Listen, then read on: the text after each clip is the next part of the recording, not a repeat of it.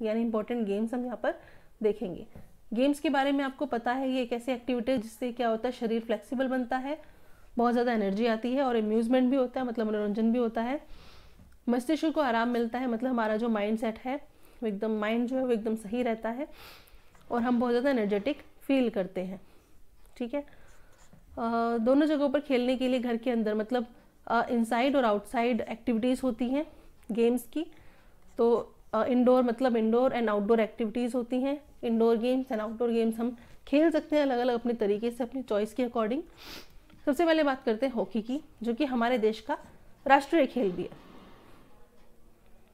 ठीक है, हमारे देश का जो राष्ट्रीय खेल है वो है हॉकी। बहुत से बच्चे क्रिकेट सोचते हैं, पर क्रिकेट नहीं, हॉकी है। इसमें 11-11 प्लेयर्स होते हैं दोनों टीम में। ठीक है, और मध्य रेखा से बैक पास देकर शुरू किया जाता है। स्टिक या हॉकी की मदद से खेला जाता है और बॉल को शरीर के किसी अंग द्वारा रोका नहीं जा सकता। ठीक है, और स्टिक का ही यूज़ करना है। एक टीम में सामान्यतः 5 फॉरवर्ड, 3 हाफ बैक और 2 फुल बैक और 1 गोलकीपर होता है। ये इंपॉर्टेंट है, अगर इनसे कोई वर्ड आ जाए तो आपको पता होना चाहिए कि हॉकी से रिलेटेड है। इसकी अवधि जो है गेम की वो कितनी होती है, 70 मिनट। जब आपने चक दे इंडिया मूवी देखी होगी तो उसमें शाहरुख खान का डायलॉग है, आपके पास सिर्फ 70 मिनट है और ये 70 मिनट डिसाइड करेंगे कि आपको आगे लाइफ में क्या करना है, कुछ ऐसी, मतलब आपको कुछ ऐसे डायलॉग है वहाँ पर। फिर ये है कि 35-35 मिनट की अवधि में 2 बार खेला जाता है और 5 से 10 मिनट का इसमें मध्यावकाश होता है, यानी गैप होता है। आधा समय बीत जाने पर एक ओर से दूसरी ओर टीम जाकर परस्पर अपना स्थान बदल लेती है। खेल का मैदान जो होता है वो आयताकार होता है, जिसकी लंबाई जो है 91.40 मीटर व चौड़ाई 55 मीटर होती है। ये इंपॉर्टेंट है, आपसे पूछा जा सकता है, तो इसका जो ये आपको पता होना चाहिए। सफ़ेद लाइनों से निशान लगाकर मैदान बनाया जाता है। नेक्स्ट आ जाइए, यहाँ पर एक बहुत ही इम्पॉर्टेंट नेम है ध्यानचंद, मेजर ध्यानचंद। ठीक है, वो एक महान हॉकी खिलाड़ी थे और उन्होंने भारत को लगातार 3 बार 1928, 1932 एंड 1936 में क्या दिलाया, ओलंपिक में स्वर्ण पदक दिलाया। उनकी जन्म तिथि है 29 अगस्त है। ठीक है, 29 अगस्त 1905 में उनका जन्म हुआ था और 3 दिसंबर 1979 में उनकी मृत्यु हुई थी। तो राष्ट्रीय खेल दिवस उनके जन्मदिन पर मनाया जाता है, यानी 29 अगस्त को राष्ट्रीय खेल दिवस मनाया जाता है। उनको जादूगर भी कहा जाता है। ठीक है, ये आपको ध्यान रखना है, यूपी से बिलोंग करते थे, प्रयागराज से। ये बस ये चीज़ है इंपॉर्टेंट इनके बारे में। चलिए अब देख लेते हैं। इसकी जो गेंद है, मतलब हॉकी की हम बात कर रहे हैं, इसकी जो गेंद है वो व्हाइट कलर की होती है। वजन 156 से 163 ग्राम के बीच में होता है और परिधि 22.40 सेंटीमीटर से 23.50 सेंटीमीटर के बीच में होती है। स्टिक के अतिरिक्त बॉल को किसी भी तरीके से या किसी भी दिशा में उठाना, किक करना, फेंकना या ले जाना, लुढ़काना नहीं चाहिए, यानी प्रॉपर तरीके से स्टिक का यूज़ होना है। यहाँ पर किसी भी पक्षी की स्टिक पर मारना, हुक करना या फिर कोई बाधा पहुंचाना मना है, गेम के अगेंस्ट है। फिर है गोलकीपर, जो है वो बॉल को किक कर सकता है। कौन? गोलकीपर बॉल को किक कर सकता है या उसे अपने शरीर के किसी भी अंग द्वारा रोक सकता है। गोलकीपर, सिर्फ गोलकीपर। ऐसा वह तभी कर सकता है जब बॉल उसके अपने घेरे के अंदर है। उसे गोल में मारी गई किसी बॉल को रोकने के लिए दंडित नहीं किया जा सकता। गोलकीपर यदि पेनल्टी में भाग ले रहा है तो वह उपरोक्त विशेषाधिकारों से वंचित रहेगा। उसे 10 स्थानों के अतिरिक्त पैड या फिर किसी अन्य साथ सामान को उतारने नहीं दिया जा सकता। यदि बचाव पक्ष का कोई खिलाड़ी अपने घेरे के भीतर जानकर नियमों का उल्लंघन करता है तो अंपायर उसको क्या कर देता है? पेनल्टी कॉर्नर दे देता है। ठीक है, जब गेंद गोल के खंभों के बीच से गोल रेखा की को पूरी तरीके से पार कर जाए तो क्या माना जाता है? गोल। ठीक है, नेक्स्ट गेम है आपके पास क्रिकेट। क्रिकेट का जन्मदाता कौन से देश को माना जाता है? इंग्लैंड को माना जाता है। लेकिन इसके जो इतिहासकार हैं उनमें मतभेद है इस चीज़ को लेकर, जिनमें से कुछ का कहना है कि इसका जो जन्म स्थान है वो क्या है? फ्रांस। ठीक है, 12वीं शताब्दी में इस खेल का प्रचलन जो हुआ है वो इंग्लैंड में ही हुआ है। 2 दलों के बीच में खेला जाता है, 11-11 इसमें खिलाड़ी होते हैं और इसके जो फॉर्मेट है वो है टेस्ट मैच, T20 यानी 2020 और वनडे मैच, 1 दिवसीय मैच। खेल का मैदान और उपकरण देख लेते हैं, यहाँ से क्वेश्चन बन जाता है कई बार, क्योंकि बच्चे इस चीज़ को थोड़ा सा लाइटली ले लेते हैं, पढ़ते नहीं है। इस खेल का जो मैदान है वो 75 गज का अंडाकार होता है। दोनों विकेट्स के बीच की जो दूरी है वो 22 गज होती है, जिसको क्या कहते हैं, पिच कहते हैं। गेंद का वजन औंस से कम न हो तथा औंस अधिक न हो, ठीक है। इसकी जो परिधि है 3.5 इंच से कम नहीं होनी चाहिए और 4 इंच से ज़्यादा नहीं होनी चाहिए। बैट जो है उसकी जो चौड़ाई है वो इंच से अधिक नहीं होनी चाहिए और इसकी लंबाई 58 इंच से अधिक नहीं होनी चाहिए। क्रिकेट के कुछ नियम हैं, जैसे कि बैटिंग है या फिर फील्डिंग।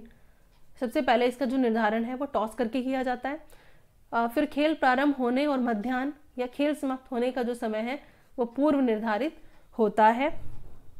खेल समाप्त होने का समय पूर्व निर्धारित होता है। फिर है पहले बल्लेबाजी करने वाली टीम जितने रन बनाएगी, विपक्षी टीम को उसका जो है रनों का पीछा करना और उससे ज़्यादा रन बनाने पड़ते हैं। नेक्स्ट है आपके पास बैडमिंटन, ठीक है। बैडमिंटन से रिलेटेड देख लेते हैं कुछ। बैडमिंटन जो है वो रैकेट से खेला जाने वाला एक गेम है जिसमें 2 विरोधी टीम होती है, जिसमें आप एकल या फिर युगल या जोड़े में खेलते हैं, ठीक है। नेट से विभाजित कर दिया जाता है और आयताकार इसका कोर्ट होता है। आमने सामने टीम होती है, खेला जाता है और खिलाड़ी अपने रैकेट से शटलकॉक को मारकर विरोधी के कोर्ट में आधे हिस्से में गिराकर अंक प्राप्त करता है। शटलकॉक कोर्ट के अंदर गिरने से सर्विस ब्रेक हो जाती है और प्रत्येक पक्ष शटलकॉक को नेट के उस पार जाने से पहले उस पर सिर्फ क्या करने की कोशिश करता है, देख ले थोड़ा सा। प्रत्येक पक्ष शटलकॉक को नेट के उस पार जाने से पहले उस पर सिर्फ एक बार मार यानी स्ट्राइक कर सकता है। इसमें 21-21 अंकों का प्रत्येक सेट तथा कुल 3 सेट का मैच होता है। 2 सेट जीतने वाले को विजेता घोषित कर दिया जाता है। ये गेम है हमारा, ठीक है। चलिए अब देख लेते हैं कुछ और बातें। शटलकॉक जो है वो 14 से 16 पंखे कॉर्क के बेस में फिक्स होते हैं। कितना, 14x16। सभी पंखों की लंबाई 60 से 70 मिलीमीटर होती है और शटलकॉक का वजन 4.75 से 5.50 ग्राम तक होता है। रैकेट की बात करें तो इसकी लंबाई 68 सेंटीमीटर से अधिक नहीं होनी चाहिए। रैकेट की जो चौड़ाई है वो 23 सेंटीमीटर से अधिक नहीं होनी चाहिए। फिर है सर्विस। इसमें सर्विस करते समय जो खिलाड़ी है, सर्वर हो रिसीवर, दोनों अपने कोर्ट में खड़े रहते हैं और दोनों के जो पैर हैं वो सीमा रेखाओं को बिना छुए अपनी अपनी जगह पर एकदम स्थिर रहते हैं, ठीक है। अब यहाँ पे देखते हैं अर्जुन अवार्ड से सम्मानित खिलाड़ी साइना नेहवाल है, पीवी सिंधु है, पी गोपीचंद है, श्रीकांत है, अभिन्न श्यामगुप्त है, अनूप श्रीधर है। ये कुछ ऐसे प्लेयर्स हैं जिनके नाम आपको पता होना चाहिए कि इस गेम से जुड़े हुए हैं, ठीक है। एथलेटिक्स के खेल में सबसे पहले नंबर पर दौड़ आती है। दौड़ की प्रतियोगिता आपको पता है 100 मीटर, 200 मीटर, 400 एंड 800 मीटर। 14 वर्ष आयु के वर्ग के जो है वो सबसे लंबी दौड़ 800 मीटर है, जहाँ पे 200 मीटर की दौड़ प्रारंभ होती है, वहीं से दौड़ भी शुरू की जाती है। यह दौड़ भी शुरू की जाती है, ठीक है। इस दौड़ को प्रारंभ करने के लिए स्टैगर के बजाय कर्व से दौड़ाया जाता है। तो इसके आरंभ होने के उपरांत खिलाड़ी बिना किसी धावक को बाधा पहुंचाए प्रथम लेन में आकर दौड़ पूरी कर सकता है, ठीक है। ये रहा इस तरीके से, ठीक है। 100 मीटर रिले, इस दौड़ को गोल परिधि में धावन पथ पर कराया जाता है, ठीक है। देखो ये रहा,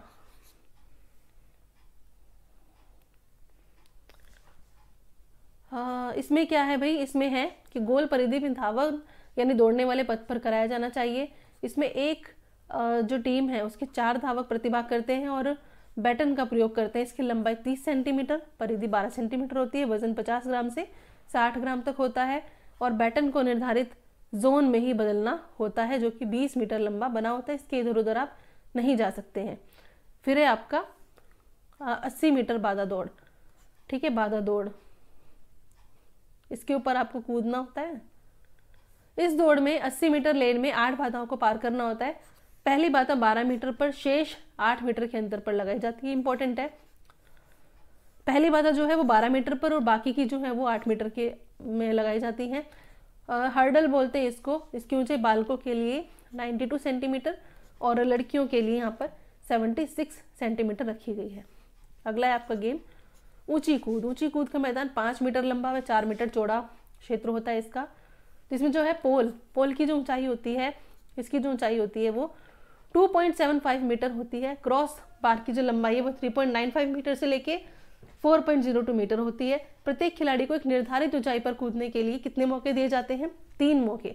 और कूदते समय क्रॉस बार का गिर जाना फाउल माना जाता है, मतलब अगर आपने इसको टच कर दिया और ये गिर गया तो फाउल हो जाएगा। थर्ड है आपका गोला फेंकना। तो गोला फेंकना, ये जो गोला है आपका ये किस चीज़ का बना होता है? पीतल या फिर लोहे के ठोस पदार्थ का। इसका वजन लगभग 5 किलोग्राम होता है और इसके वृत्त का व्यास होता है 2.135 मीटर, ठीक है, जिसकी सीध में 0.75 मीटर की रेखा दोनों ओर बनाई जाती है, जिसके पीछे से खिलाड़ी को बाहर निकलना होता है। सेक्टर के किनारे एक टी बोर्ड लगा होता है। अगला है आपका चक्का फेंक यानी डिस्कस थ्रो, ठीक है, ये गेम डिस्कस थ्रो। डिस्कस जो है वो फाइबर या लकड़ी का वृत्त के आकार का होता है। इसका वजन लगभग 1.5 किलोग्राम होता है। डिस्कस फेंकने के वृत्त का व्यास 2.05 मीटर होता है, जिसकी सीध में दोनों ओर, ठीक है, इसका जो सेक्टर है वो 34.92 इंच का होता है। जो फेंका जाता है उसकी जो नाप है, फेंका गया डिस्कस जिस जगह गिरता है उस बिंदु से वृत्त के केंद्र बिंदु तक की जाती है, ठीक है, देखा जाता है। इसमें खिलाड़ी को 3 अवसर दिए जाते हैं। सेक्टर से बाहर जाने पर फाउल मान लिया जाता है। अगर डिस्कस जो है वो सेक्टर से बाहर चला गया तो फाउल हो जाता है, ठीक है। नेक्स्ट है आपका गेम कुश्ती, रेसलिंग, ठीक है। तो रेसलिंग जो है वो तो सभी को पता है बहुत अच्छे से भाई, ठीक है। कुश्ती, तो कुश्ती जो है विश्व के प्राचीनतम खेलों में से एक है कुश्ती। पौराणिक ग्रंथों में भी मेंशन है। तो ऐतिहासिक तथ्य साक्षी है कि 2500 ईसा पूर्व से भी पुरानी प्रथा है कुश्ती की, ठीक है। और मल्ल युद्ध के नाम से इसको जाना जाता है। इसे मात्र मनोरंजन का ही नहीं बल्कि शक्ति का प्रतीक भी माना जाता है। राजा महाराजाओं को लेकर जमींदार तक सब लोग पहलवानों को संरक्षण देते हुए कुश्ती को क्या करते हैं? प्रोत्साहित। कुश्ती के स्थान की बात करें तो 9 मीटर व्यास का एक गोलाकार अखाड़ा होता है, जिसके अंदर क्या होता है? 1 मीटर व्यास का क्या होता है? केंद्रीय वृत्त रेखांकित किया जाता है, यानी लाइन खींची जाती है। यदि गद्दे पर प्रतियोगिता आयोजित की जाती है तो गद्दा 1 मीटर तक कितना होता है? उसकी ऊंचाई है 1 मीटर गद्दे की, ठीक है। आगे बढ़ते हैं। कुश्ती की अगर अवधि की बात की जाए, कुश्ती का जो कुल टाइमिंग है तो इसका कुल समय 6 मिनट का होता है और 3-3 मिनट के 2 भागों में ये बटा होता है। प्रत्येक राउंड के बाद 30 सेकंड का विश्राम होता है। भार वर्ग देखते हैं कुश्ती के लिए क्या है, अलग अलग कैटेगरीज होती हैं कुश्ती की भी, ठीक है। पहले देख लेते हैं, प्रतियोगिता प्रारंभ होने से एक दिन पहले खिलाड़ी का भार किया जाता है, ठीक है। पहला कैटेगरी देखते हैं 25 से 27 किलोग्राम में, फिर 25 से 30, 27 से 30 किलोग्राम, 30 से 33, 33 से 37 किलोग्राम, 37 से 41 किलोग्राम, 41 से 45 किलोग्राम, 45 से 50, 50 से 55 किलोग्राम, 55 से 60 और 60 किलोग्राम से ज़्यादा। कुश्ती के कुछ नियम देख लेते हैं। पहले होता है पुल। जब कोई पहलवान चित्त होने के खतरे से बचने हेतु संघर्ष करता है और इसकी पीठ गद्दे की ओर 90 डिग्री अंश से अधिक मुड़ जाती है तो शरीर के ऊपर के हिस्से से प्रतिरोध करता है और इस स्थिति को हम क्या कहते हैं? पुल, ठीक है। दूसरा यहाँ पर चित्त, ये क्या है? ये जब एक पहलवान के दोनों कंधे एक साथ गद्दे को छू लेते हैं तथा दूसरे का उस पर नियंत्रण हो जाता है तो इस स्थिति को क्या कहते हैं? चित्त कर देना, यानी सामने वाले को एकदम चित्त कर दिया। यह किस चीज का सूचक है? हार का सूचक है। सडन डेथ, जब दोनों पहलवानों के अंक बराबर होते हैं तो क्या बोला जाता है उसको? सडन डेथ द्वारा अंतिम निर्णय होता है।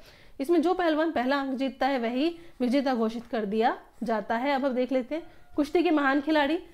गामा पहलवान दारा सिंह, महाबली सतपाल, ठीक है। इसके अलावा विनेश फोगाट, ठीक है, और कई सारे ऐसे प्लेयर हैं जो बहुत इंपॉर्टेंट हैं। विद्यालय खेल संघ के अध्यक्ष। अच्छा चलो अगला देख लेते हैं वॉलीबॉल। वॉलीबॉल जो है उससे रिलेटेड कुछ नियम वगैरह देख लेते हैं, ठीक है। ये देखिए ऐसी जगह है वॉलीबॉल खेलने के लिए। इस खेल में दोनों टीमों में 6 खिलाड़ी होते हैं। खेल का जो मैदान है वो नेट के द्वारा 2 बराबर हिस्सों में बांट दिया जाता है। सर्विस से गेंद नेट के पार करके खेल प्रारंभ किया जाता है। सर्विस जो है दी गई टीम, जिसको सर्विस दी गई है टीम को, उसकी कोशिश रहती है कि विरोधी टीम न तो गेंद को लौटा पाए और न इसे जमीन पर गिरने से रोक पाए। फिर विपक्षी टीम यदि गेंद लौटाने में सफल हो जाती है तो उसका प्रयास यही होता है कि पहली टीम के खिलाड़ी गेंद लौटा ना सके और फिर गेंद उनके पाले में ही गिर जाए। प्रत्येक टीम को गेंद को 3 बार उठाने का मौका मिलता है। कितनी बार? 3 बार। और खिलाड़ी शरीर के किसी हिस्से से गेंद मार सकते हैं परंतु गेंद शरीर पर रुकने न पाए। ठीक है, प्राय यह उंगलियों से ही खेला जाता है, ध्यान रखना है, प्राय यह उंगलियों से ही खेला जाता है। वॉलीबॉल जो उसका वजन 260 से 280 ग्राम, परिधि 65 से 67 सेंटीमीटर यानी 65 to 67 सेंटीमीटर। वॉलीबॉल में 9 मीटर चौड़ा और 18 मीटर लंबा मैदान होता है जिसके मध्य में एक रेखा होती है और जिस रेखा के ऊपर एक जाली लगा दी जाती है। ठीक है, दोनों और 9 वर्ग मीटर का वर्गाकार क्षेत्र बना होता है जिसमें मध्य रेखा से 3 मीटर दूर आक्रमण रेखा होती है। मध्य रेखा के अंतिम दोनों छोरों पर 1-1 मीटर दूर खंभा होता है जिसमें नेट लगाया जाता है। खंभों की ऊंचाई कम से कम 2.50 मीटर होती है। जमीन से नेट की ऊंचाई पुरुष वर्ग में 2.43 और महिला वर्ग में 2.24 मीटर होती है। दोनों तरफ पृष्ठ रेखा के बाहर सर्विस क्षेत्र भी होता है। इस खेल में कुल 6 निर्णायक सदस्य होते हैं जिनमें मुख्य निर्णायक, सह निर्णायक, स्कोरर, टाइम कीपर और 2 लाइन जज होते हैं। ये इंपॉर्टेंट है, आपसे सदस्य पूछे जा सकते हैं। गणना 5 सेटों में खेला जाता है। 3 सेट जीत जाती है जो टीम, उसको विजेता घोषित कर दिया जाता है। एक सेट में कितने अंक होते हैं? 25 अंक। 5वां सेट यदि होता है तो 13 अंक आने पर दोनों टीमों का आपस में पाला बदल दिया जाता है। उसी अंक के आगे खेल बढ़ाया जाता है। नेक्स्ट गेम की बात करें तो ये है आपका फुटबॉल। सबसे ज़्यादा सॉकर, सबसे ज़्यादा विश्व में खेला जाने वाला गेम है ये। और ये खेल में 11-11 खिलाड़ी होते हैं, 2 टीम होती है, 5 फॉरवर्ड होते हैं हर टीम के पास, 3 हाफ बैक, 2 फुल बैक और एक गोलकीपर विशेषज्ञ खिलाड़ी होता है। ठीक है, खेल का मैदान आयताकार होता है। लंबाई चौड़ाई अधिकतर 110 और 75 मीटर एवं न्यूनतम 164 मीटर होती है। ठीक है, यानी इतनी इसकी लंबाई और इतनी चौड़ाई। फुटबॉल की जो फुटबॉल की परिधि है वो 69 से 71 सेंटीमीटर के बीच होती है और उसका वजन 410 से 450 ग्राम होता है। खेल जो है ये 45-45 मिनट के 2 समान समयावधि में खेला जाता है और आधा समय बीत जाने पर 5 से 10 मिनट का मध्य अवकाश होता है। ठीक है, मतलब हाफ टाइम हो गया है और अब कितना टाइम मिलेगा उनको? 5 से 10 मिनट। इसमें 11 खिलाड़ी खेल सकते हैं और 5 अतिरिक्त खिलाड़ी होते हैं। खेल के दौरान केवल 3 खिलाड़ी ही बदले जा सकते हैं, मोस्ट इंपॉर्टेंट। ठीक है, खेल के दौरान कितने खिलाड़ी बदले जा सकते हैं? सिर्फ 3 खिलाड़ी ही बदले जा सकते हैं। इस खेल में टॉस जीतने वाली जो टीम है चाहे वो मैदान की साइड चुन ले चाहे बॉल पर पहले किक लगाएं। ठीक है, हाफ टाइम की बात करें तो हाफ टाइम के बाद जब खेल दोबारा से शुरू हो तो साइड बदल ली जाती है। जिस टीम के खिलाड़ी ने आरंभ करने के समय किक लगाई थी उसकी विरोधी टीम का खिलाड़ी गेंद पर पहले किक करता है। पेनल्टी किक होती है, पेनल्टी चिन्ह से लगाई जाती है जो, और जब तक की किक लगाई जा रही हो तो किक लगाने वाले व्यक्ति और विरोधी टीम के गोलकीपर के अलावा सभी खिलाड़ी खेल के मैदान के अंदर हों लेकिन पेनल्टी क्षेत्र से बाहर कम से कम 9.15 मीटर दूर रहें। ठीक है, अब आता है अंतर्राष्ट्रीय खेल। सभी लोग जो हैं वो गेम खेलना पसंद करते हैं। अब हम एक बार कैटेगरीज देख लेते हैं गेम्स की। ठीक है, वैसे तो फुटबॉल वगैरह ये सब गेम्स भी कैसे आते हैं कि अपने देश में भी खेले जाते हैं और बाहर भी खेले जाते हैं, लेकिन यहाँ पर हम एक बार कैटेगरी देख लेते हैं। प्रतिवर्ष हमारे जनपद में न्याय पंचायत स्तर, ब्लॉक लेवल पे, जिले लेवल पे खेल आयोजित किए जाते हैं। इन खेलों में विद्यालय तथा आसपास के विद्यालयों के बच्चे पार्टिसिपेट करते हैं, पुरस्कार भी जीतते हैं जिससे कि विद्यालय का नाम भी बहुत होता है।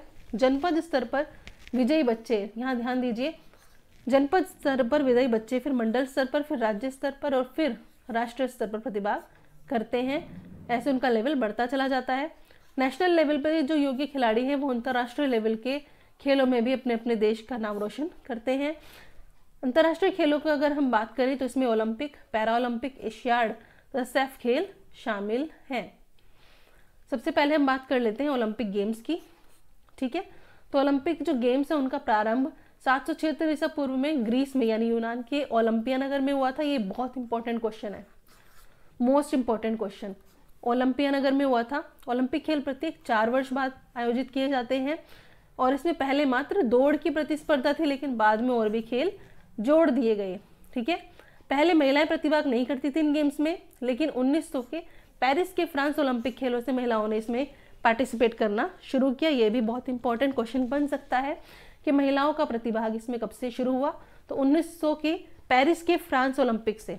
ठीक है, आरंभ के ओलंपिक खेलों में प्रतियोगियों को पुरस्कार के रूप में जैतून का ताज पहनाया जाता था और अब पुरस्कार पदक दिए जाते हैं।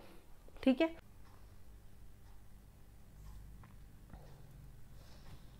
अब हम बात करते हैं इन्हें भी जाने। यहाँ पर आपको ओलंपिक से रिलेटेड आपको एक चिन्ह नजर आ रहा है। ठीक है, ये है आपके 1 2 3 4 5 5 छल्ले हैं, 5 गोले हैं। और ठीक है, और आपको ये सब कॉन्टिनेंट के बारे में बताते हैं कि सब एक साथ जुड़े हुए continent, Europe, Africa, America, Asia और ऑस्ट्रेलिया। ठीक है, इनके बारे में। तो अंतर्राष्ट्रीय खेल वो खेल हैं जिनमें 2 या 2 से अधिक राष्ट्र यानी देश जो है वो प्रतिभाग करते हैं यानी पार्टिसिपेट करते हैं।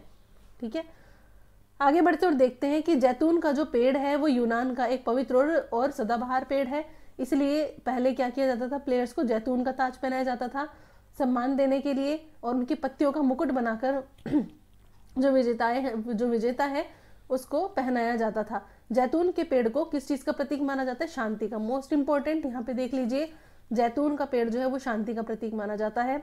आधुनिक ओलंपिक की बात करें तो फ्रांस के महान शिक्षाविद एवं समाजशास्त्री बैरन पियरे डी कुर्वर्टिन, ठीक है, ये हैं विश्व समुदाय में एकता और सौहार्द के उद्देश्य से 1896 में एथेंस में, यानी यूनान की राजधानी है एथेंस, से इसको आरंभ किया गया था। 1916, 40 और 44 को छोड़कर प्रत्येक 4 वर्ष के अंतराल पर ये जो गेम्स हैं ये आयोजित किए जाते हैं खेल आयोजित होते हैं। फिर ओलंपिक ध्वज में 5 गोले होते हैं जो एक दूसरे से मिले हैं। ये नीले, काले, लाल, पीले और हरे रंग के होते हैं। भाई बहुत इंपॉर्टेंट है, आपसे कलर पूछा जा सकता है तो बहुत अच्छे से कलर देख लेना। जो 5 महाद्वीपों के प्रतीक है, ठीक है, हमारे कॉन्टिनेंट्स के प्रतीक है।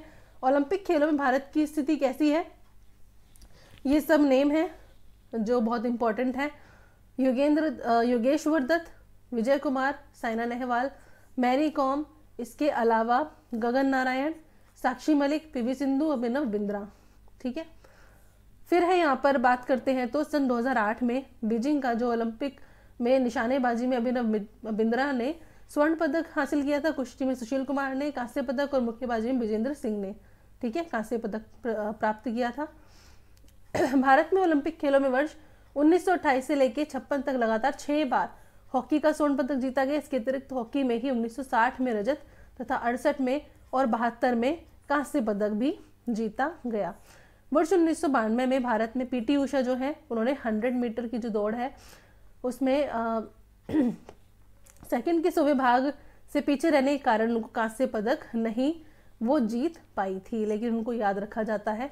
ठीक है, वर्ष 1952 में केडी जाधव ने कुश्ती में कांस्य पदक जीता। यह उस समय का एक पहला एकल पदक था जो विजेता को व्यक्तिगत रूप से प्राप्त हुआ था। यह भी इंपॉर्टेंट क्वेश्चन है, कौन, केडी जाधव। फिर है अगला हमारा सन 1996 के अटलांटा ओलंपिक खेलों में भारत के लिएंडर पेस, उन्होंने लॉन टेनिस के खेल में कांस्य पदक जीता था। किसमें, अटलांटा ओलंपिक में। ईयर पूछा जाए तो 1996। फिर है यहाँ पर सन 2000 के सिडनी ओलंपिक में कर्णम मल्लेश्वरी ने भारोत्तोलन यानी वेट लिफ्टिंग की जो स्पर्धा है उसमें कांस्य पदक जीता था। 2004 की बात करें तो एथेंस के ओलंपिक में सेना के मेजर राज्यवर्धन सिंह राठौर ने निशानेबाजी का रजत पद जो है वो पदक प्राप्त किया था। सन 2012 की बात करें तो इसमें लंदन ओलंपिक में सुशील कुमार ने कुश्ती में रजत पदक और योगेश्वर दत्त ने कुश्ती में कांस्य पदक जीता था। निशानेबाजी की बात करें तो उसमें विजय कुमार ने रजत तथा गगन नारंग ने कांस्य पदक जीता था। बैडमिंटन में साइना नेहवाल ने कांस्य तथा मुक्केबाजी मैरी कॉम ने कांस्य पदक जीता था। 2016 में रियो ओलंपिक में बैडमिंटन में पीवी सिंधु ने कौन सा जीता था, रजत पदक, और साक्षी मलिक ने कुश्ती में कांस्य पदक। ठीक है, रियो ओलंपिक 2016 में दीपा कर्माकर ने भारत की वो पहली ऐसी महिला बनी थी, जिम्नास्ट बनी थी जिन्होंने जिम्नास्टिक प्रतियोगिता में भाग लिया था, लेकिन कुछ ही अंकों से वो कांस्य पदक से वंचित रह गई थी। मतलब फिर भी उनको काफी ज्यादा इस चीज की। आगे हम बात करते पैरा ओलंपिक गेम्स की। तो पैरा ओलंपिक गेम्स की बात करें तो पैरा ओलंपिक जो गेम्स हैं उनकी शुरुआत की कहानी ओलंपिक के साथ ही शुरू हुई है, और इनका जो श्रेय है वो डॉक्टर गुडविन गुट्टमन को माना जाता है। डॉक्टर गुडविन गुट्टमन को माना जाता है, जिन्होंने अक्षम लोगों को जीने का एक नया नजरिया दिया, और ओलंपिक के समान ही पैरालंपिक की संकल्पना भी इन्होंने रखी। सन 1960 के प्रथम पैरालंपिक का आयोजन रोम यानी इटली में किया गया, जिसे 23 देशों के साथ कितने खिलाड़ियों ने उसमें पार्टिसिपेट किया, उसमें लगभग 400 खिलाड़ियों ने पार्टिसिपेट किया। तो आपको ये याद रखना है, बहुत इंपॉर्टेंट है। फिर आपको बोला जा रहा है कि भारत ने अब तक पैरालंपिक गेमों में जीते गए 8 पदकों में से एथलेटिक्स के 6 और तैराकी व पावर लिफ्टिंग में 1 पदक जीते हैं। फिर रियो ओलंपिक 2016 के यहाँ पर डेटा कुछ पुराना है। मैं न्यू क्वेश्चन जो लेकर आऊंगी उसमें आपको थोड़ा सा इसको देख लेना, क्वेश्चन अटेम्प्ट कर लेना, तो सारे डाउट्स जो क्लियर हो जाएंगे। रियो ओलंपिक 2016 में भारत की दीपा मलिक ने शॉट पुट में रजत पदक हासिल किया, और वो पहली ऐसी भारतीय महिला बनी जिन्होंने ये काम किया और इस पर बहुत ज़्यादा इनको गर्व के साथ देखा जाता है, सम्मान दिया जाता है। ठीक है, अब हम नेक्स्ट देख लेते हैं यहाँ पर एशियाड खेल। ठीक है, एशियाड गेम्स। तो एशियाई खेलों की अगर बात करें तो उसके जो जनक है वो प्रोफेसर गुरुदत्त सोढी को माना जाता है। ये इंपॉर्टेंट क्वेश्चन में आपसे पूछा जा सकता है कि एशियाई खेलों के जनक कौन है, तो ये है प्रोफेसर गुरुदत्त सोढी। महाराजा पटियाला एवं भारत के प्रथम प्रधानमंत्री जवाहरलाल नेहरू थे। ठीक है, ये तो आपको पता ही है। ये कौन थे आपके, वैसे बता दें, एशियाई खेलों के जनक प्रोफेसर गुरुदत्त सोढी है, महाराजा पटियाला। ठीक है, और भारत के प्रथम प्रधानमंत्री जवाहरलाल नेहरू थे। एशियाई खेलों के जनक की अगर बात करें तो इन खेलों का आयोजन भी प्रत्येक 4 वर्ष के बाद होता है। एशियाड खेलों का प्रथम आयोजन 1951 में 4 मार्च से 11 मार्च के बीच में किया गया और इसको नई दिल्ली में आयोजित किया गया।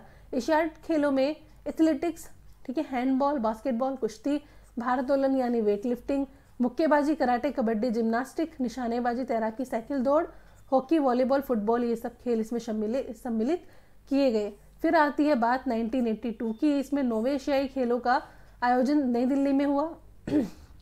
एशियाई खेल वर्ष 2002 में बुसान यानी दक्षिण कोरिया में हुए, जिसमें कुल कितने 44 देशों ने भाग लिया। इसमें खेलों की कुल संख्या 38 थी। एशियाई खेल वर्ष 2006 में कतर की राजधानी दोहा में खेले गए, जिसमें कुल 45 देशों ने भाग लिया, और इन खेलों की कुल जो संख्या थी वो 39 थी। इसमें बिल्कुल भी बोर होने की जरूरत नहीं है भाई, और बिल्कुल भी इसको इग्नोर मत करना। इन डेटा में से क्वेश्चन आ सकता है, इसलिए आपको मैं यहाँ पर करा रही हूँ। ठीक है, एशियाई खेल वर्ष 2010 में चीन के ग्वांगझू में हुआ, जिसमें कुल 45 देशों ने पार्टिसिपेट किया, और इसमें खेलों की कुल संख्या कितनी थी, 42। फिर एशियाई खेल जो है वर्ष 2014 में दक्षिण कोरिया में इंचियोन में हुआ था, जिसमें भारत ने पुरुष हॉकी टूर्नामेंट में स्वर्ण पदक जीता। इस खेल में कुल 45 देशों ने पार्टिसिपेट किया, जिसमें से खेलों की संख्या कुल कितनी थी, 36 थी। ठीक है, एशियाड में भारत की स्थिति की बात करें तो 2014 तक 139 स्वर्ण पदक आ चुके थे, 178 रजत और 285 कांस्य पदक। ठीक है, सैफ यानी सार्क खेल या दक्षिण एशियाई खेल की अगर बात करें तो बहुत सारे देशों के बीच में खेला जाता है और श्रेष्ठता का सूचक बन गया है।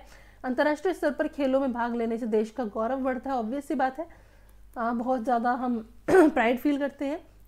सैफ अर्थात south Asia international federation, question बन सकता है सैफ की फुल फॉर्म बताओ, या सैफ कौन से गेम है, ये है साउथ एशिया इंटरनेशनल फेडरेशन। इसके अंतर्गत केवल साउथ एशिया के देश ही पार्टिसिपेट करते हैं। सैफ में कौन कौन से देश हैं ये देख लो भाई, ये इंपॉर्टेंट क्वेश्चन है। भारत, श्रीलंका, पाकिस्तान, बांग्लादेश, नेपाल, भूटान और मालदीव। ठीक है, ये देश शामिल हैं। राष्ट्रकुल खेल क्या होते हैं, तो राष्ट्रकुल खेलों का आयोजन भी प्रत्येक 4 वर्ष के उपरांत किया जाता है, और इन खेलों में वही देश भाग लेते जिन पर ब्रिटिश सरकार ने शासन किया था। ठीक है, कॉमनवेल्थ। इसमें 1934 ईस्वी में लंदन में आयोजित राष्ट्रकुल खेल में प्रथम बार प्रतिभाग किया गया था भारत ने पहला पार्टिसिपेशन कब दिया था, इसमें 1934 में। और इस खेल का प्रारंभ सर्वप्रथम 1930 में कनाडा से प्रारंभ किया गया, जिसमें कितने देशों ने भाग लिया था, 11। ठीक है, अब आगे अपना नेक्स्ट टॉपिक एक बार देख लेते हैं। नहीं भाई,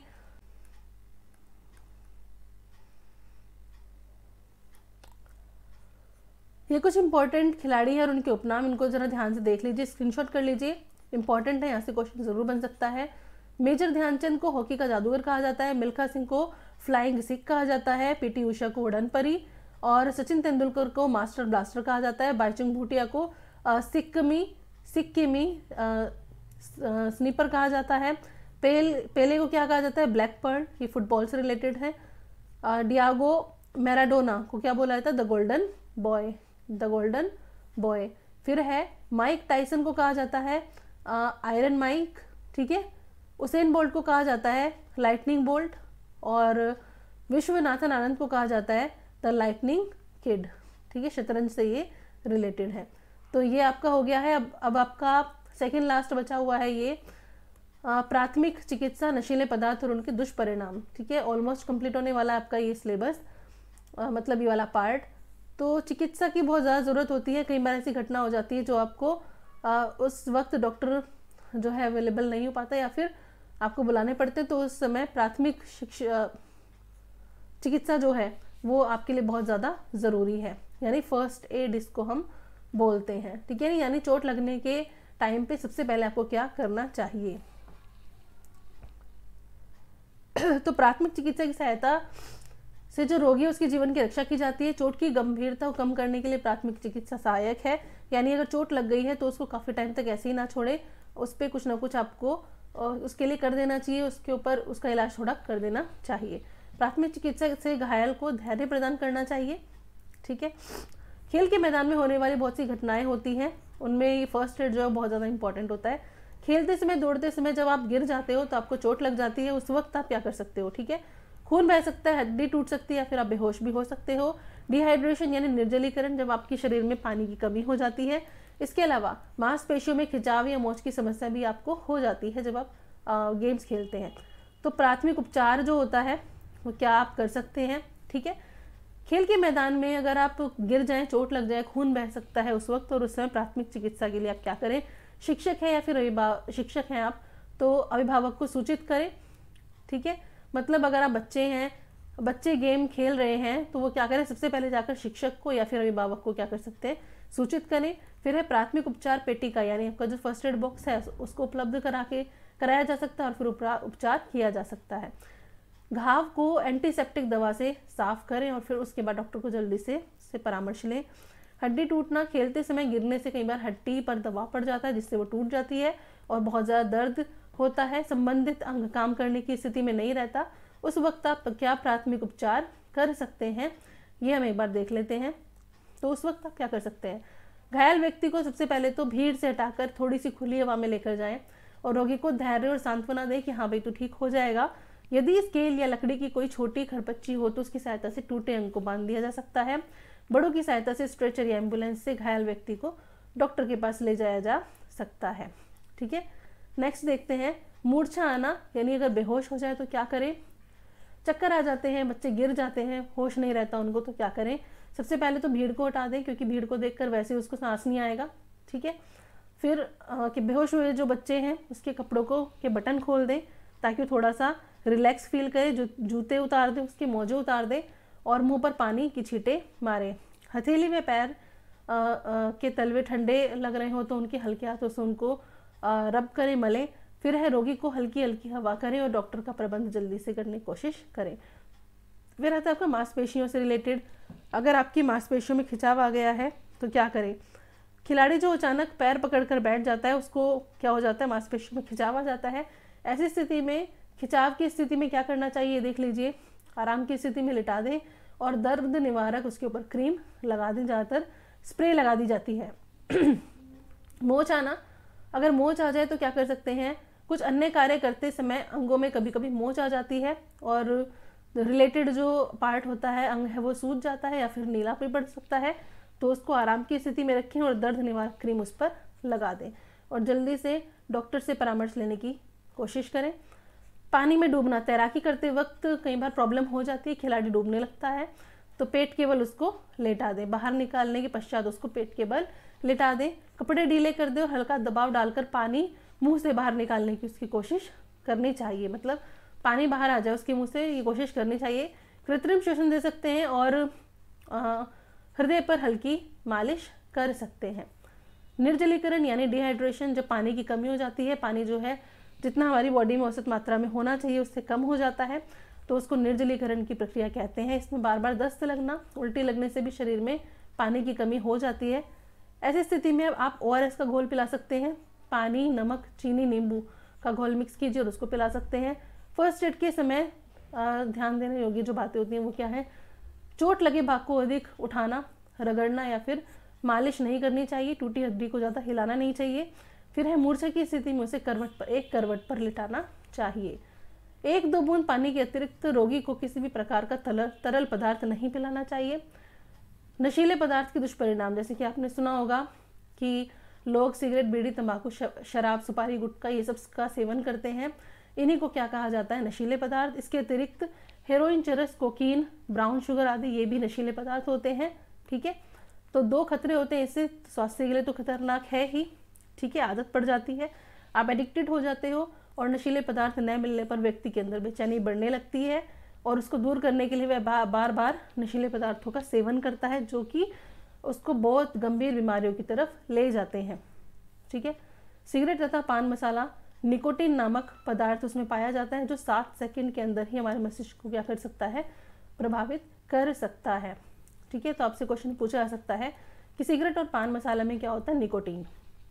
कभी कभी खेल प्रतियोगिता में खिलाड़ी जो है वो अपनी शक्ति को बढ़ाने के लिए क्या करते हैं, नशीली दवाओं का सेवन करते हैं, जिसे क्या कहा जाता है, डोपिंग। ठीक है, ये क्वेश्चन पूछा जा सकता है कि खेल प्रतियोगिता में खिलाड़ी अपनी शक्ति को बढ़ाने के लिए नशीली दवा लेते हैं, जिसको क्या कहते हैं, डोपिंग। डोपिंग किसको बोलते हैं पता होना चाहिए। दवाओं के प्रयोग को पकड़े जाने, मतलब पहले टेस्ट होता है ना प्रतियोगिता से पहले, तो अगर आपको पकड़ लिया गया तो खिलाड़ी जो अंतर्राष्ट्रीय खेलों से बाहर कर दिए जाते हैं और उनके जो पदक हैं जीते हुए वो भी वापस ले लिए जाते हैं, जिसकी वजह से खिलाड़ी की बदनामी तो होती ही है, राष्ट्र की भी बहुत बदनामी होती है और पूरा जीवन उसका इस चीज़ से प्रभावित हो जाता है और उसका पूरा जो करियर है वो नष्ट हो सकता है। इसलिए बच्चों को नशा करना इस तरह की के लिए लाभकारी नहीं होता है और स्वास्थ्य पर भी इसका बुरा प्रभाव पड़ता है। इन सब चीज़ों से उसको दूर रहना चाहिए। इसके लिए उसके जो पीयर ग्रुप है या फिर कह सकते हैं मित्र हैं, शिक्षक हैं, अभिभावक हैं, सभी को मिलकर इसके लिए प्रयास करना चाहिए कि इन सब चीज़ों से वो दूर रहे, मतलब नशीले पदार्थ का सेवन वो ना करे, उसके बारे में बच्चे को समझाना चाहिए। सरकार द्वारा सार्वजनिक स्थल पर सिगरेट पीना निषेध कर दिया गया है। अगर कोई ऐसा करे तो उसको समझाया जाए। कोई अजनबी तुम्हें कुछ खाने की चीज़ दे तो बिल्कुल भी नहीं खानी चाहिए। सिगरेट के धुएं के संपर्क में लगातार रहने से हृदय रोग और फेफड़ों पे असर पड़ता है और कैंसर होने का भी खतरा 25% तक बढ़ जाता है।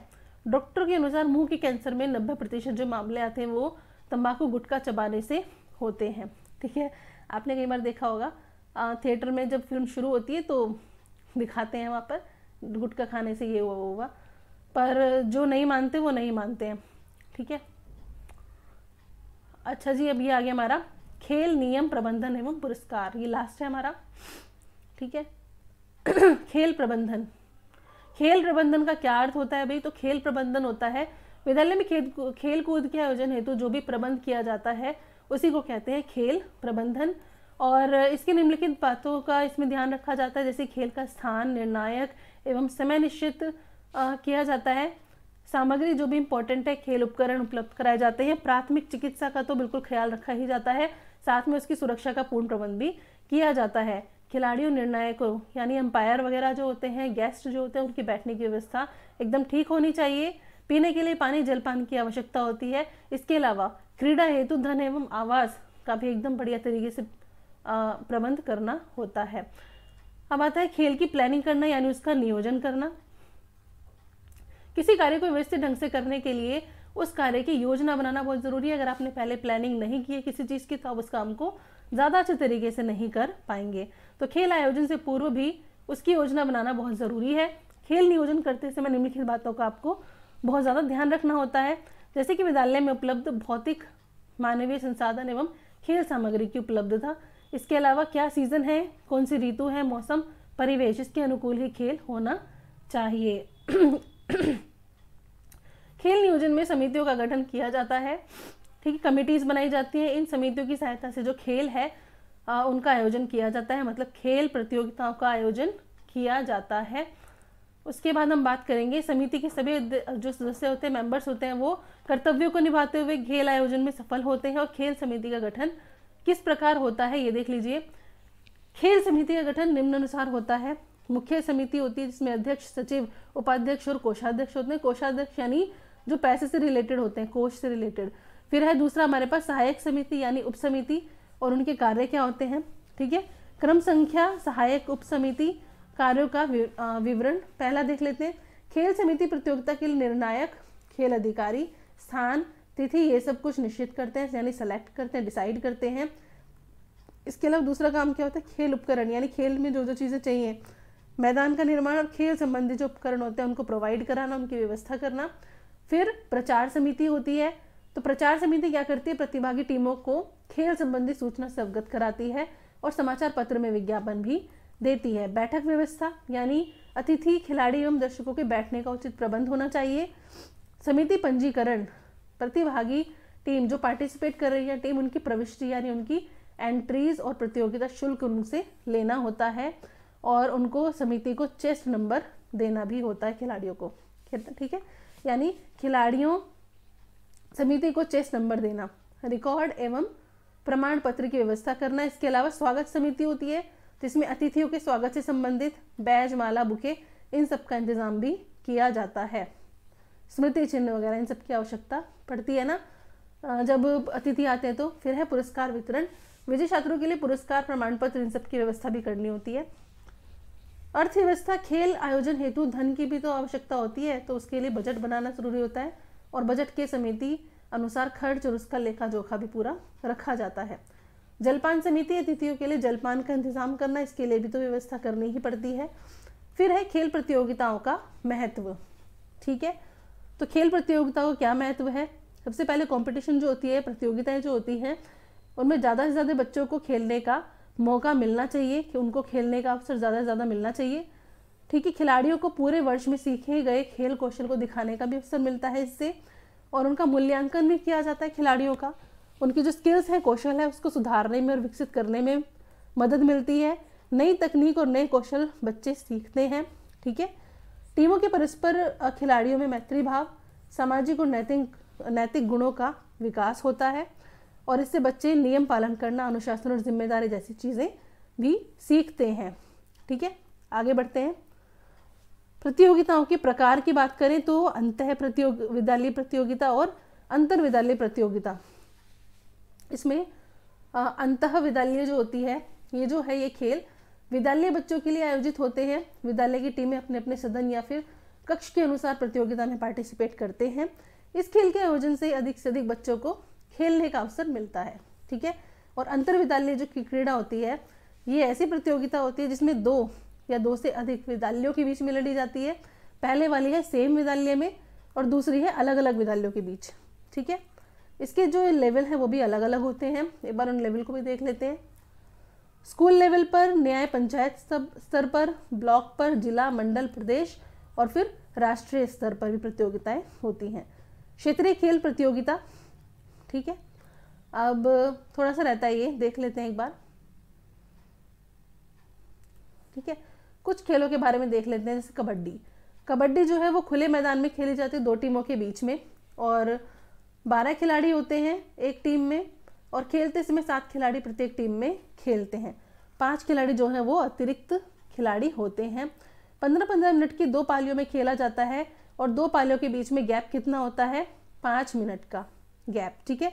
खेल का जो मैदान है वो 11 मीटर लंबा और 8 मीटर चौड़ा आयताकार होता है, और ये 2 बराबर भागों में बटा हुआ होता है। ये भी आपको ध्यान रखना है, पूछा जा सकता है, ठीक है। थोड़ा सा इस चीज़ को ध्यान रखिए। टॉस के साथ जो है वो गेम शुरू होता है। पहले टॉस किया जाता है, और जो टीम टॉस जीत जाती है वो उसके ऊपर डिसाइड करता है कि वो पहले किस पाले को चुने, ठीक है। पाले को चुने या विपक्षी पाले में कबड्डी खेलने वाले को भेजने का निश्चय करें, मतलब उनके ऊपर डिसाइड करना होता है उनको कि वो क्या चाहते हैं। बीच की केंद्रीय रेखा पार करने से पूर्व आक्रामक को स्पष्ट और ऊंची आवाज में क्या बोलना होता है, कबड्डी कबड्डी कबड्डी कबड्डी कबड्डी, ठीक है। विपक्षी के पाले में एक सांस में इसे दोहराते रहना पड़ता है, ठीक है। यदि विपक्षी पाले में सांस टूट जाए और आप कबड्डी कबड्डी बोलना छोड़ दो तो आप क्या हो जाओगे, आउट हो जाओगे। इसलिए यदि विपक्षी पाले में आक्रामक उनको छूकर केंद्रीय मध्य रेखा पार करके विपक्षी टीम को छूकर आता है तो वह सभी आउट हो जाते हैं। दूसरा गेम है यहाँ पर खो खो। खो खो पोल की ऊंचाई 1.2 से 1.25 मीटर और जो मोटाई है वो 10 से 11 सेंटीमीटर होती है। खो खो जो है वो 2 टीमों के बीच में खेला जाने वाला एक खेल है। एक टीम में 12 खिलाड़ी होते हैं, ठीक है। खेलते समय 9 खिलाड़ी प्रत्येक टीम में खेलते हैं, 3 खिलाड़ी अतिरिक्त होते हैं। तो आपसे पूछा जा सकता है खो खो में कितने खिलाड़ी अतिरिक्त होते हैं, और जब जिस वक्त खेलते हैं उस वक्त कितने खिलाड़ी होते हैं, तो उस वक्त 9 होते हैं और 3 अतिरिक्त खिलाड़ी होते हैं, ठीक है, एक्स्ट्रा। खो खो का मैदान आयताकार होता है, लंबाई इसकी 25 मीटर और चौड़ाई 14 मीटर होती है। इस खेल में प्रत्येक पक्ष को 2 बार पीछा करना और 2 बार ही भागना होता है। एक जो पारी है वो कितने मिनट की होती है, 7 मिनट की। यह बात टॉस जीतने वाली टीम के ऊपर इच्छा करता है कि पीछा करेगा पहले या फिर भागेगा। पीछा करने वाली जो टीम होती है वो एक के बाद एक बने वर्गों में एक दूसरे के विपरीत मुंह करके बैठती है। पीछा करने वालों में से एक सक्रिय पीछा करने वाला होता है, यानी एक होता है जो मेनली पीछा करता है। दूसरे पक्षी खिलाड़ी भागने वाले कहलाते हैं और एक बार में 3 भागने वाले खिलाड़ी पाले में उतरते हैं जो कहीं भी खड़े हो सकते हैं, ठीक है। संकेत मिलने पर सक्रिय पीछा करने वाला दौड़ता है और भागने वालों को हाथ से छूकर उन्हें आउट करने का प्रयास करता है। फिर है सक्रिय पीछा करने वाला केंद्रीय गली को पार नहीं करेगा और न ही उसके अंदर प्रवेश करेगा, मतलब जैसे ऐसे बैठे हुए हैं तो ऐसे ऐसे नहीं घूमेगा, ठीक है। परंतु गली के एक ओर खड़े होकर या भागते हुए वह गली के दूसरी ओर भागने वाले को हाथ से छू सकता है, ठीक है।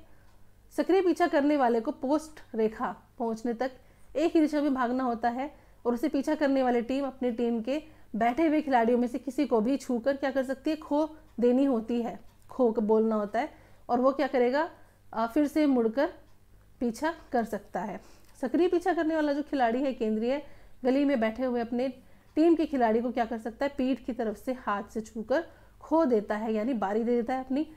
फिर है भागने वाले को सक्रिय पीछा करने वाला छू ले तो वो क्या हो जाता है, आउट हो जाता है और गेम से बाहर हो जाता है।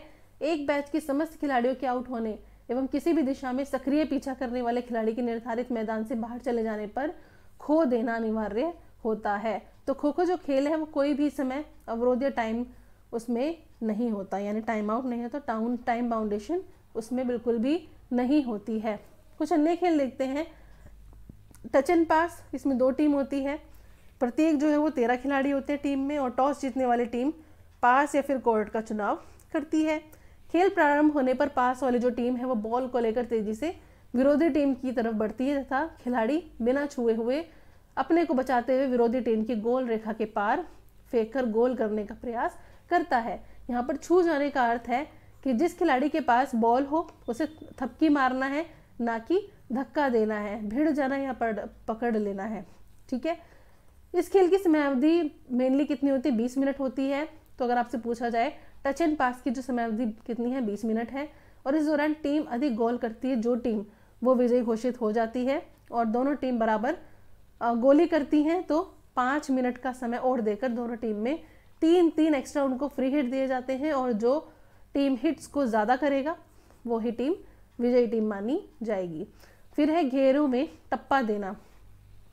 इसमें 4 खिलाड़ियों के ग्रुप बनाए जाते हैं और प्रत्येक समूह के लिए फुटबॉल या टेनिस बॉल होना आवश्यक है और खिलाड़ियों के प्रत्येक समूह के लिए लगभग 3 से 4 फुट के व्यास का एक घेरा चूना या खड़िया की सहायता से बना दिया जाता है।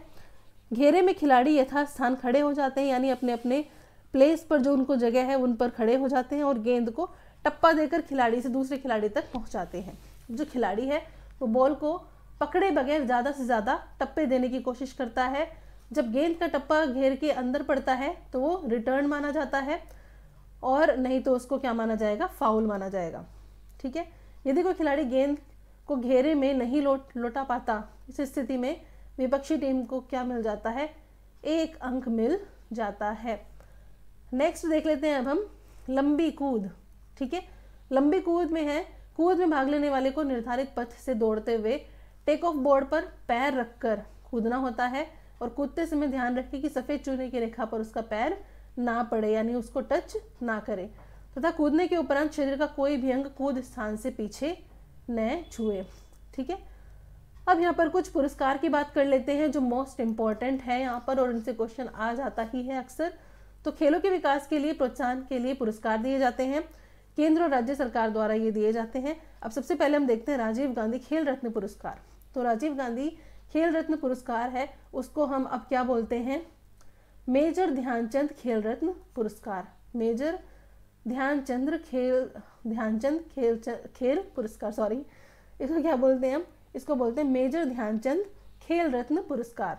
ठीक है, ये जो पुरस्कार है 91 से शुरू हुए थे और राष्ट्रीय स्तर पर सर्वोच्च पुरस्कार है, यानी सबसे बड़े नंबर पर आता है, ऊंचे नंबर पर आता है गेम्स में। और ये किसको दिया गया, हमारे देश में ये पुरस्कार जो है विश्वनाथ आनंद यानी शतरंज के लिए, के मल्लेश्वर, एन कुंजू रानी उनको वेट लिफ्टिंग के लिए, लेडर पेस टेनिस के लिए, सचिन तेंदुलकर को क्रिकेट के लिए, धनराज पिल्लाई को हॉकी के लिए, पुलेला गोपीचंद को बैडमिंटन के लिए, और ज्योतिर्मय सिकदर और के एम वीनामोल अंजू बॉबी जॉर्ज को एथलेटिक्स के लिए मिला। और इस पुरस्कार में एक प्रशस्ति पत्र मिलता है, सर्टिफिकेट मिलता है, मेडल मिलता है और कुछ राशि मिलती है। इसकी राशि अब कितनी कर दी गई है, इसकी राशि अब कर दी गई है 25 लाख। ठीक है, याद ध्यान रखना आपको, इसकी जो राशि है प्राइज मनी है वो रख दी गई है 25 लाख। और देवेंद्र झझारिया सरदार सिंह को हॉकी में दिया गया था 2017 में अवार्ड। ठीक है, और अगर अभी की बात करें तो सुनील छेत्री, मनप्रीत विश्वनाथ, ये सब आपको नाम ध्यान रखने हैं। ठीक है, नीरज चोपड़ा 2021 की अगर बात करें, ठीक है, नीरज चोपड़ा नाम आपको ध्यान रखना है। ठीक है, अर्जुन पुरस्कार की अगर हम बात करें तो ये जो है ये 1961 में शुरू हुए थे अर्जुन पुरस्कार, और सबसे अच्छे खिलाड़ियों को दिया जाने वाला खेल का एक राष्ट्रीय पुरस्कार है। अर्जुन की कांस्य प्रतिमा दी जाती है इसमें, और प्रशस्ति पत्र। और पैसे की अगर बात की जाए तो इसमें कितने पैसे दिए जाते हैं, इसमें आपको 15 लाख रुपए दिए जाते हैं। ठीक है, 5 लाख रुपए नगद नहीं, यहाँ पर आ जाएगा आपका 15 लाख, जो आपकी प्राइज मनी है वो 15 लाख है। किसकी, अर्जुन पुरस्कार की। द्रोणाचार्य पुरस्कार की अगर हम यहाँ पर बात करें तो द्रोणाचार्य पुरस्कार, और इसको एक चीज़ और ध्यान रखने की, इसको कौन देता है, इसको देता है आपका, इन अवार्ड्स को आपको कौन देता है, ministry of youth affairs and sports. ठीक है, ministry of youth affairs and sports. ठीक है, इन अवार्ड को कौन सी अथॉरिटी, मिनिस्ट्री देती है, तो आपको ये भी ध्यान रखना है। द्रोणाचार्य पुरस्कार जो है 1985 से शुरू हुए थे ये, और द्रोणाचार्य पुरस्कार उन प्रशिक्षकों को दिया जाता है जिन्होंने वर्ष के दौरान उत्कृष्ट सफलता हासिल करने में टीम या खिलाड़ी को प्रशिक्षित किया है। इस पुरस्कार में 5 लाख रुपए नगद दिए जाते हैं, नहीं, इस पुरस्कार में जो राशि है वो अलग है। द्रोणाचार्य की जो राशि है वो 2 कैटेगरीज में है। ठीक है, इसमें 2 तरीके के अवार्ड होते हैं, एक तो होता है रेगुलर अवार्ड, एक होता है लाइफ टाइम अवार्ड। ठीक है, तो रेगुलर अवार्ड वालों को 10 लाख मिलते हैं, रेगुलर वालों को 10 लाख और लाइफ टाइम वालों को 15 लाख। ठीक है, ये ध्यान रखना है आपको। अगर 2021 की बात करें यहाँ पर, ठीक है, 2021 की बात करें तो रेगुलर कैटेगरी में आपको पता ही यहाँ पर 10 लोगों को अवार्ड मिला है, 5 मिला है रेगुलर कैटेगरी में और 5 मिला है आपको लाइफ टाइम अवार्ड की एक्टिविटी उसमें कैटेगरी में। ठीक है, अगला हम देखेंगे तो यहाँ पर क्या है, द्रोणाचार्य की प्रतिमा, एक प्रशस्ति पत्र, समारोह परिधान और एक टाई दी जाती है। लक्ष्मण पुरस्कार ये उत्तर प्रदेश प्रशासन शासन द्वारा दिया जाता है खिलाड़ियों को जो अच्छा परफॉर्म करते हैं, ये ध्यान रखना है। इसके अलावा रानी लक्ष्मीबाई पुरस्कार, ये रानी लक्ष्मीबाई पुरस्कार जो है ये भी उत्तर प्रदेश शासन द्वारा दिया जाता है। ये है आपके स्पेशली लेडीज़ के लिए यानी महिलाओं के लिए। लक्ष्मण जो है वो जेंट्स को दिया जाता है और जो लक्ष्मीबाई वाला पुरस्कार है ये महिलाओं के लिए है जिन्होंने राज्य लेवल पर राष्ट्र लेवल पर या फिर राज्य लेवल पर अच्छा परफॉर्म किया हो। ठीक है, कुछ और यहाँ पर फैक्ट देख लेते हैं। ठीक है, थोड़ा सा और रहता है, इन्हें भी जान ले वाले पॉइंट में हम क्या देखेंगे, उत्कृष्ट युवा क्लबों को भी पुरस्कार दिया जाता है, यानी युवा क्लब जो राष्ट्र निर्माण में सक्रिय भूमिका निभाते हैं। ये 3 लेवल पर होते हैं, जिला, राज्य और राष्ट्रीय स्तर पर। ठीक है, और ये योजना प्रारंभ कब की गई थी, ये प्रारंभ की गई थी 1992 से 93 के बीच में। फिर इसके अलावा और किनको प्रोत्साहन मिलता है, खेल छात्रवृत्ति दी जाती है यानी स्कॉलरशिप्स दी जाती हैं। किसको, वर्ष 1970 से 71 में शुरू हुए खेल प्रतिभा खोज छात्रवृत्ति योजना में 1997 में खेल छात्रवृत्ति योजना का रूप ले लिया और इस योजना के अंतर्गत राष्ट्रीय स्तर पर, राज्य स्तर पर और विश्वविद्यालय कॉलेज स्तर पर छात्रवृत्तियां दी जाती हैं। तो हमने ये कंप्लीट कर लिया है फाइनली। और इससे बाहर आपको कुछ नहीं पढ़ना है, कुछ मैं आप वीडियो अपलोड कर दूंगी या फिर आप खुद भी देख सकते हैं। तो जो करंट एकदम 2021 के कुछ अवार्ड्स हैं जो कि इस चैप्टर के हिसाब से ज़रूरी हैं, तो आप उनको एक बार देख लीजिए, या फिर जब क्वेश्चन करेंगे तो उसमें मेंशन कर दूंगी मैं। आपको बहुत अच्छे से पढ़ना है। ये आपका एकदम कंप्लीट हो गया है सिलेबस, और बहुत मेहनत लगी है इसको बनाने में। तो आप थोड़ा सा इस वीडियो को ज़्यादा से ज़्यादा शेयर करें, और पसंद आई हो तो लाइक भी एक कर ही दो भाई, क्योंकि इससे बाहर कुछ नहीं आने वाला है, प्रॉपर यही आएगा। तो फ्रेंड्स ये थी वीडियो, और अपने पूरे नंबर कर लो भाई, 5 से 7 नंबर, जितने भी पार्ट में हो ये वीडियो, चाहे 1, चाहे 2, चाहे 3 पार्ट में, आप इस वीडियो को ध्यान से देखो और अच्छे से अपना तैयारी करते रहो। तो friends thank you so much video देखने के लिए, और ऐसे ही हमारे चैनल के साथ बने रहिए और उसको सब्सक्राइब भी कर लीजिए। Thank you so much.